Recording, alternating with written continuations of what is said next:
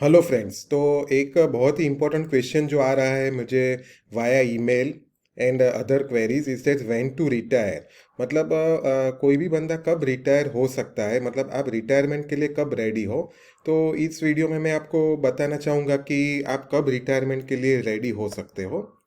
तो रिटायरमेंट के लिए रेडी होने के लिए फर्स्ट रिक्विसाइट है कि आप डेट फ्री होने चाहिए। मतलब कि आपके ऊपर कोई भी फाइनेंशियल लायबिलिटी नहीं होनी चाहिए, जैसे कि home loan, car loan, education loan और any kind of loan, personal loan, credit card debt. कोई भी प्रकार की फाइनेंशियल लायबिलिटी आपके ऊपर, कोई भी टाइप का लोन, बोरोड मनी नहीं होना चाहिए।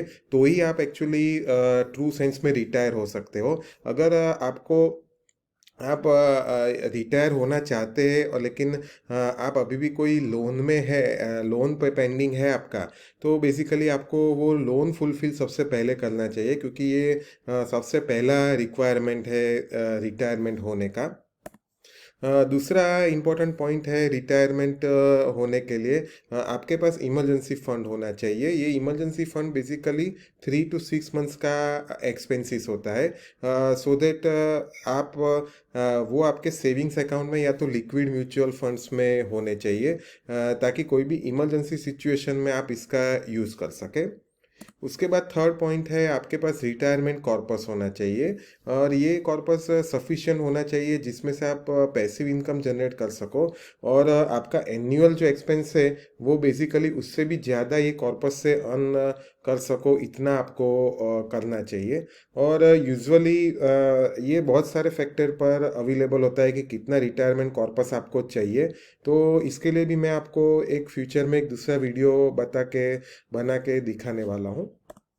अनदर चीज़ है कि ability to generate income from the corpus. आपके पास सिर्फ रिटायरमेंट फंड है, इसी से आप रिटायरमेंट हो सकते हैं ऐसा नहीं है, लेकिन आपके पास वो फाइनेंशियल नॉलेज होना चाहिए डिफरेंट फाइनेंशियल प्रोडक्ट्स का, कि कौन से फाइनेंशियल प्रोडक्ट्स में से किस टाइप का रिटर्न जनरेट कर सकते हैं और उसमें सेफ्टी और रिस्क, इसमें रिस्क और रिवॉर्ड कितना रहता है, उसके बारे में आपको बेसिक अंडरस्टैंडिंग होना चाहिए।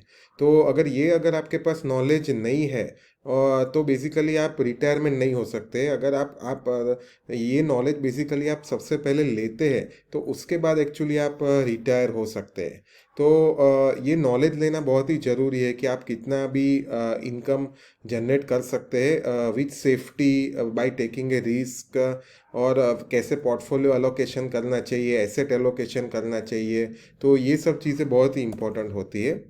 उसके बाद नेक्स्ट इम्पॉर्टेंट पॉइंट है कि आपके पास हेल्थ इंश्योरेंस होना चाहिए रिटायरमेंट के बाद, सो दैट आपका ऑब्वियसली हेल्थ इंश्योरेंस लाइफ के हर एक फेज में होना चाहिए, लेकिन रिटायरमेंट के बाद तो डेफिनेटली होना चाहिए। और लास्ट पॉइंट है कि आपके पर कोई आपके पेरेंट्स या किड्स डिपेंडेंट, फाइनेंशियली डिपेंडेंट नहीं होने चाहिए।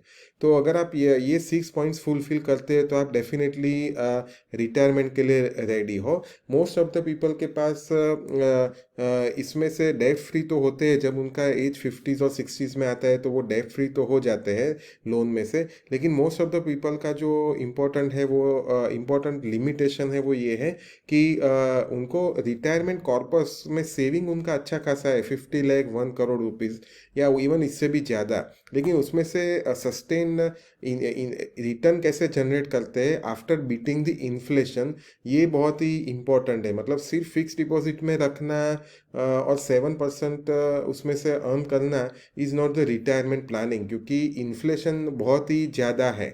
अगर मैं आपको दिखाऊं तो इन्फ्लेशन का जो डेटा है बेसिकली, तो इंडिया के अंदर अभी रिसेंट में जो इन्फ्लेशन का जो डेटा आया है वो बहुत ही टेरिबल डेटा आया है। जैसे कि देखिए 13.93%, दैट इज 14% इन्फ्लेशन है, और वो भी ईज हुआ है। मतलब वो 14% से ज़्यादा था, वो ईज होके अभी आया है। तो आप सोच सकते हैं कि अगर आप एन्यूअल एटलीस्ट 14% इतना इन्फ्लेशन जितना अमाउंट अगर आपके कॉर्पस में से जनरेट नहीं कर सकते हैं, सिर्फ 7% आप फिक्स डिपॉजिट में रखते हैं, तो that is basically -7% real return. तो ये फाइनेंशियल नॉलेज होना आपके पास बहुत ही ज़रूरी है कि आप इन्फ्लेशन को बीट करके इसमें से रिटर्न कैसे आपके जनरेट कर सकते हैं रिटायरमेंट कॉर्पस से। तो आपको अगर कोई क्वेरीज है तो आप नीचे कमेंट सेक्शन में लिख सकते हैं, या तो मुझे पर्सनली ईमेल भी कर सकते हैं। Thank you.